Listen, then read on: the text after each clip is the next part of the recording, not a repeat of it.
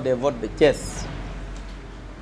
Je m'en vais vous lire la déclaration liminaire et faire quelques commentaires, faire en wolof et ensuite me mettre à la disposition des journalistes pour d'éventuelles questions. Les populations de Thiès ont encore une fois de plus démontré leur maturité le 20 mars dernier en s'acquittant de leurs devoirs civiques dans la sérénité et en toute lucidité.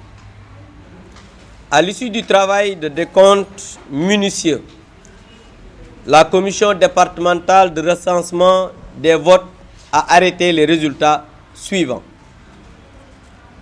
Le taux de participation est de 40,2%.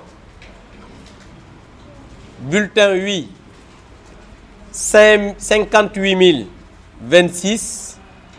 Bulletin non, 56 736. La coalition départementale Benno Bokk Yakaar de Thiès, qui a fait campagne pendant une semaine pour expliquer le sens, la portée et les innovations du référendum, remercie l'ensemble des électeurs du département pour leur adhésion au projet de révision constitutionnelle qui s'est traduite par un vote massif en faveur du oui. Par ce geste, les populations ont posé un acte historique de haute portée qui mérite d'être porté à l'opinion publique nationale. La coalition départementale se félicite de cette large victoire qui est la consécration de plusieurs semaines de campagne d'explication et de sensibilisation sur les 15 points de la réforme. Les populations ont prouvé leur maturité et leur sens de discernement malgré les multiples campagnes d'intoxication des partisans du non.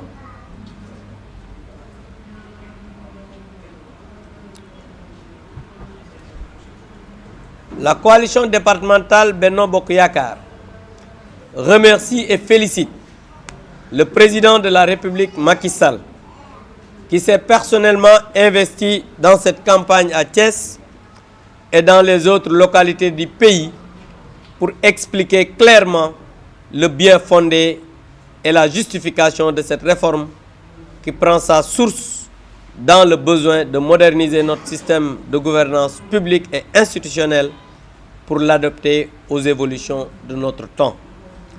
Nous l'encourageons à poursuivre la voie dans le sens d'un dialogue et d'une ouverture en direction de toutes les composantes de la nation pour l'intérêt du pays, mais dans le respect des règles et des valeurs républicaines.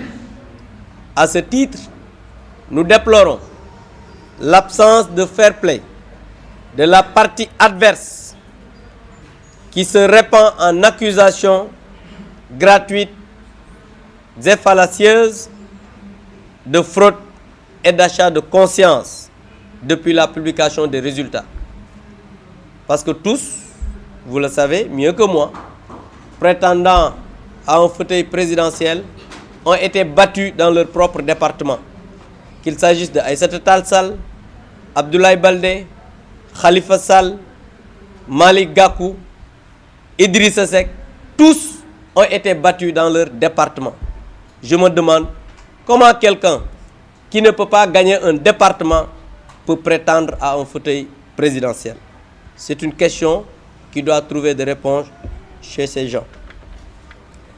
Nous regrettons l'attitude inélégante du président de Rewmi, Idrissa Seck et ses collaborateurs qui ont commencé à contester le verdict sorti des urnes, confirmé par la commission départementale de recensement des votes et attesté par les mandataires des deux camps, Meïssa Dieng pour le camp du non et Abdou Mbow pour le camp du oui, qui ont apposé leur signature. Je voudrais porter à la connaissance de l'opinion, mais aussi des journalistes, que voici le PV qui a été signé par le président de la commission, le magistrat Mamadou Diouf, le magistrat Aline Nyokhor Diouf, membre de la commission, et le magistrat Raki Dem, le représentant de la Sénat, Déthié Sy, le représentant du Coran du Oui, Abdou Mbow, et le représentant du Coran du Non, Moïse Dieng.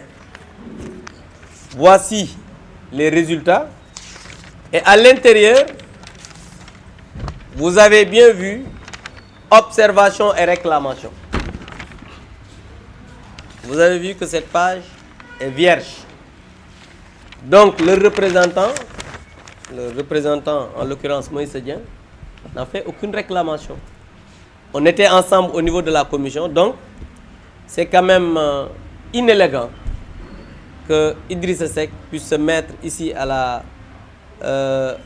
devant la presse pour dire qu'ils ont gagné la commune et le département. Je pense que ça c'est inélégant de sa part parce que c'est quand même difficile. Parce que depuis 16 ans, il n'a pas perdu le département de Thiès. Et lui-même avait dit que quand il perdrait le département, il allait abandonner la politique. Je pense que l'heure est venue qu'il abandonne la politique, comme il l'avait dit, parce que Gortia Wahdia. Pour revenir un peu à cela, je pense que légalement, il est le président du conseil départemental. Mais ses résultats montrent qu'il a perdu toute légitimité à la tête de ce département. Et quand on perd une légitimité, on devrait en tirer les conséquences politiques. Parce que lui-même et ses alliés disaient que si le non l'emporte, le président de la République devrait en tirer les conséquences. Aujourd'hui, le oui l'a emporté partout dans le Sénégal avec 62,9%. Donc eux aussi, ils devraient en tirer les conséquences. Et je voudrais juste donner un seul conseil au président Idrissa Seck, et lui qui est un spécialiste des versets de Coran, que Dieu recommande aux croyants d'accepter la volonté divine. Dans la Bible aussi, je lui conseille d'aller chercher là où on parle de l'acceptation de la volonté divine. Donc c'est sur ces mots que je voudrais remercier tout le monde. Dama tay ndaje bi pour waxtaan ak taskatu xabaar yi. D'abord pour sant gërëm population Thiès yi nga xam ne wane nañ tey ne ay nit lu mat lañ, ay nit lañ yoo xamante ne nii Thiès ñor na leen, te ay nit lañ yoo xamante ne nii xam nañ ne président Macky Sall am na ambition pour dëkk bi. moo tax ñu ne maintenant dañuy jël confiance bi ñu am jox ko président Macky Sall ak ñi mu àndal muy la coalition Benno Bokk Yaakaar pour que ñu doxal li nga xam ne mooy politique yi am ci Thiès. ndax tey mouvance présidentielle bi nekk nañ première force politique bi nga xamante ne ñoo nekk fii ci département de Thiès. ndax nag commission départementale de recensement des votes bi nga xamante ne nii wàññi nañ xob yi nga xamante ne moom mooy xob yi wax waaw ak yi wax déet, ba ñu wàññee mooy ñi nga xam ne wax nañ waaw ndax waaw comme mooy dëgg am na 58 000 voix 26. ñi nga xam ne ñoo wax déet am 56 736. loolu nag li ko wund mooy coalition Benno Bokk Yaakaar dañoo toog ay semaine dugg ci nit ñi waxtaan ak ñoom di leen expliquer li nga xam ne moo nekk ci biir projet de réforme constitutionnelle bi mu doonoon fukki poñ ak juróom. te bi ñu leen ko waxee di leen ko expliquer yàlla def na dégg nañ ko comprendre ko, malgré que sos yi bari woon na, ñi bëggoon a këf seen xel bari woon na, di leen wax yoo xam ne amul lenn loo xam ne dëppoo na ak li nga xam ne mooy le président daa di proposé moo tax coalition Benno Bokk Yaakaar di féliciter population thiessoise di leen remercier ndax amuñu seen fay di remercier aussi ñi nga xam ne ñoom ñooy moom ki nga xam ne moom mooy le président de la République di ko encourager di ko sant di ko gërëm ci yeesal gi nga xam ne bëgg na koo yeesal li nga xam ne mooy constitution réew mi dëgëral ko moderniser ko population Sénégal yi ne ko nag d'accord nañ ci ak yow donc loolu dañ ko ci féliciter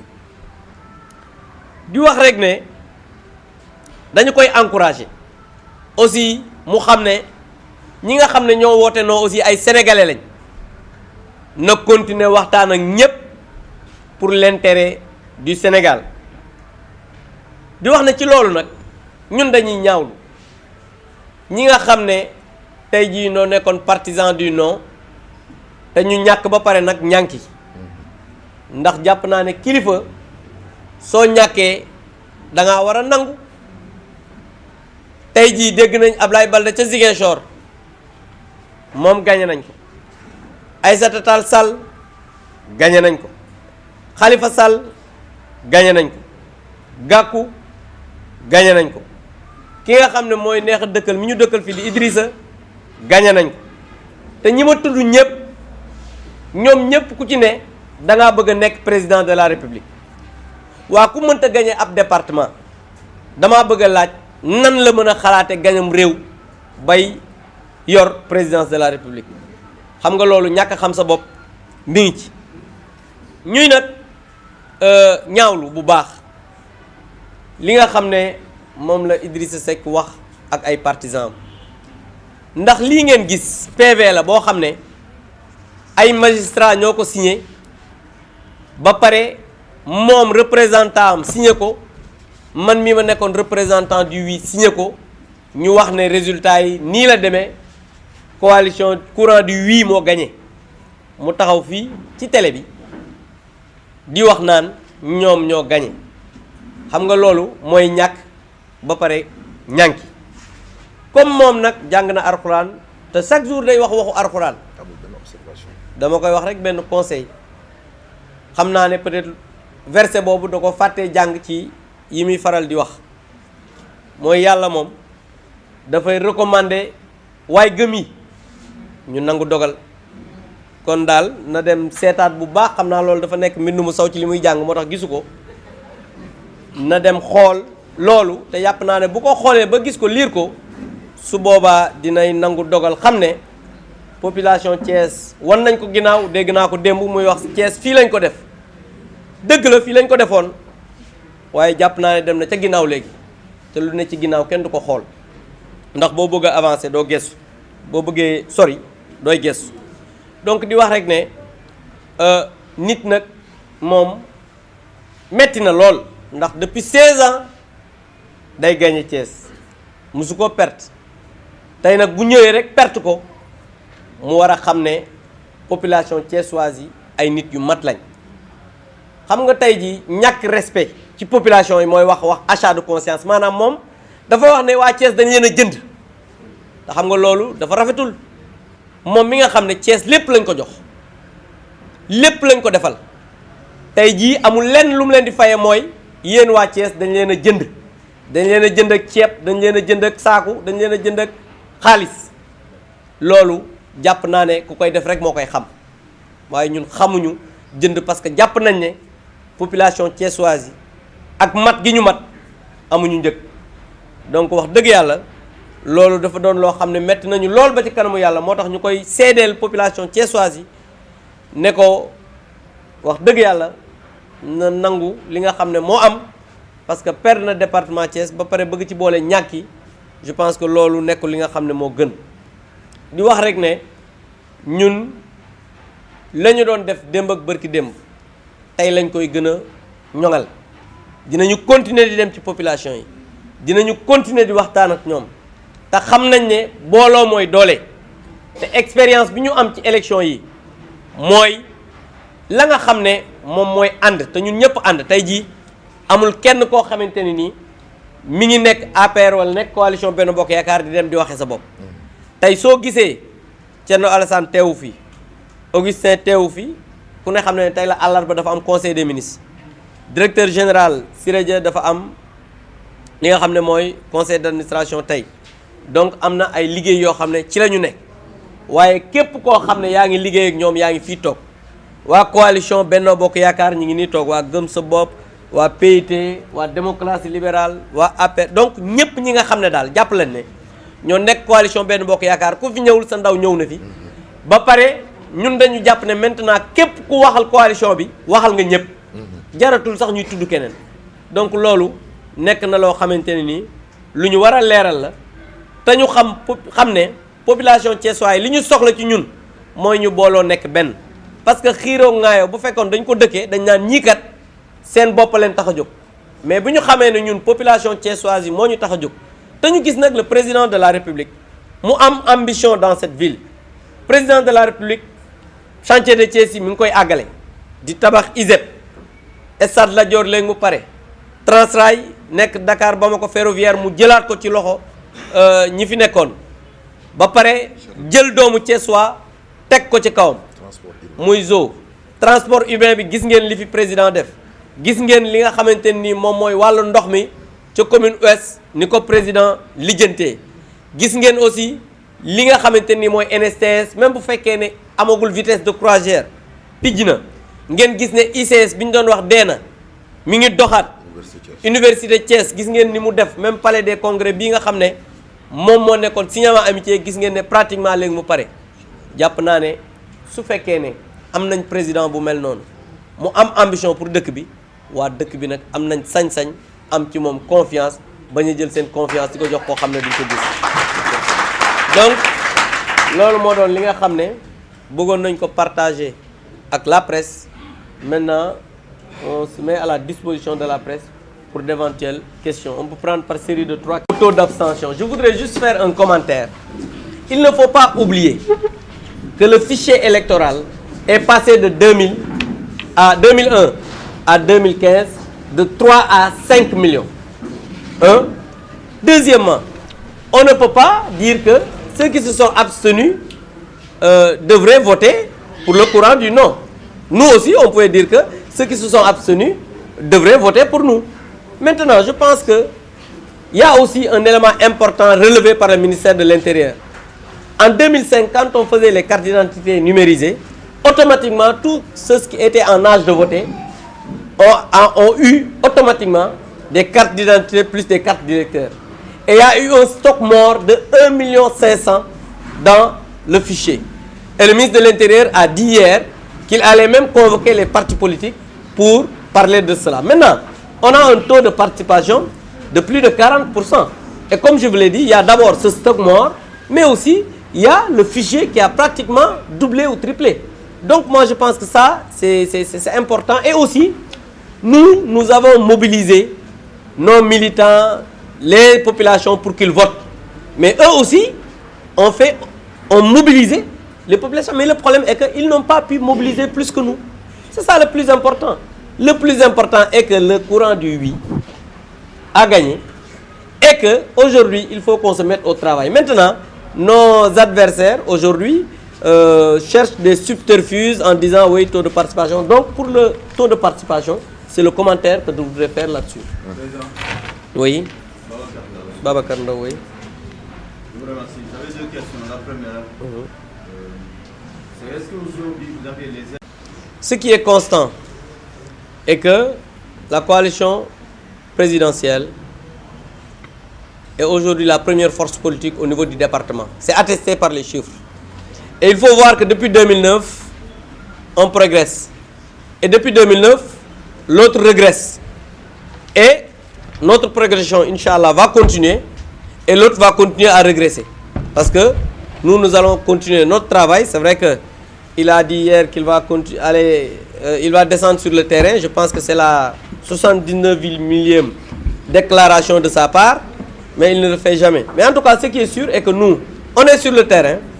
Et on va continuer à être sur le terrain. Et comme vous l'avez dit, nous étions en coalition. Mais eux aussi étaient en coalition. Et beaucoup plus large même, parce que, tu sais, il y a le PDS. Par exemple, aujourd'hui, si on enlevait les voix de coalisés, mais Idriss Seck serait archi minoritaire même dans la commune. Il faut voir les voix que le PDS avait au niveau de la commune, des autres partis, des coalisés, et puis de la société civile. Parce qu'il y a des gens qui ne sont dans aucun parti politique. Mais eux tous ont été battus. Donc notre suprématie dans le département ne fait pas de doute. C'est très clair. On est aujourd'hui majoritaire dans le département. Maintenant, par rapport à la récupération dont vous avez parlé, vous savez, moi je suis de ceux qui pensent que c'est la coalition Benno Bokk Yakaar qui a travaillé à obtenir des résultats. Maintenant, chacun peut avoir sa lecture des choses. Mais ce qui est clair, et vous ne pouvez pas dire ou bien dissocier ou bien dire que voilà, le bulletin là appartient à Ziredia, le bulletin là appartient à Abdou Mbow. Les bulletins appartiennent à la coalition du oui. Les minoritaires, je dis bien, leur bulletin appartient à la coalition du non. C'est ça qui est clair. Maintenant, comme je vous l'ai dit, chacun peut avoir son appréciation, mais l'appréciation objective que nous faisons, c'est que ceux qui sont de la commune Est se partagent les résultats, quel que soit par ailleurs ce qui est dit. Au niveau de Nord, se partagent les résultats. On ne peut pas dire que oui, tel a gagné, tel autre a gagné. Parce que, comme je vous l'ai dit, ce n'est pas parce qu'on est membre aujourd'hui de la commune, c'est pas parce qu'on est membre de Diamaguène ou bien de Balabé que oui, j'ai gagné ici. Non, non, non. C'est, moi personnellement, je fais mienne tous les responsables, tous les résultats de la commune Thiès-Est. Parce que je suis responsable au niveau de la commune Thiès-Est. Merci beaucoup. Ce que je leur dis est que Abdou Mbow, en 2009, quand il s'est engagé, ne savait pas qu'il serait député. Ça, c'est très clair. Un.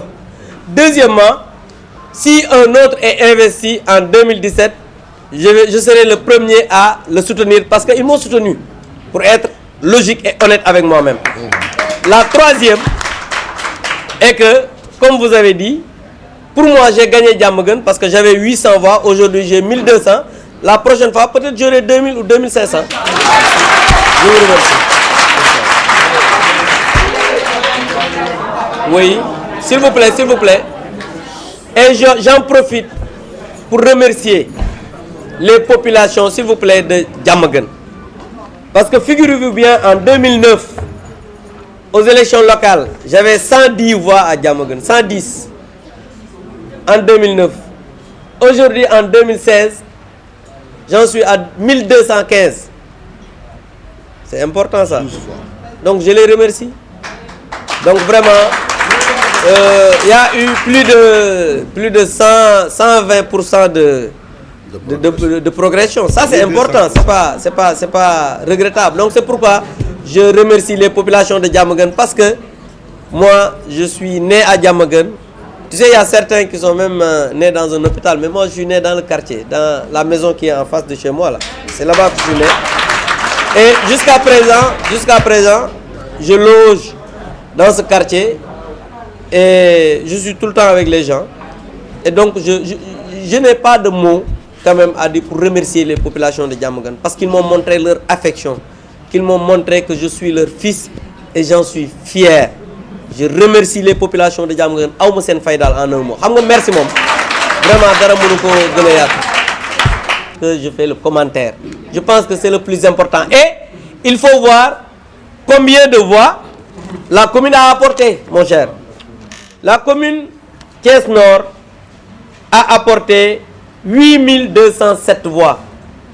La commune Thiès Ouest a apporté 6927 voix. La commune Thiès Est, 10 618. 24 000 voix, la moitié. Donc, c'est 24 000 voix, la moitié des 13 autres collectivités. Donc, mon cher, je pense que ça, c'est une réponse éloquente. Il faudrait qu'on sache que ay nit suñu andé dañuy soutralante and ci jàmm pour coow bañ a am. Waaye commune Thiès wax dëgg yàlla gàcce ngaalaama parce que 24 000 voix du ay caaxaan.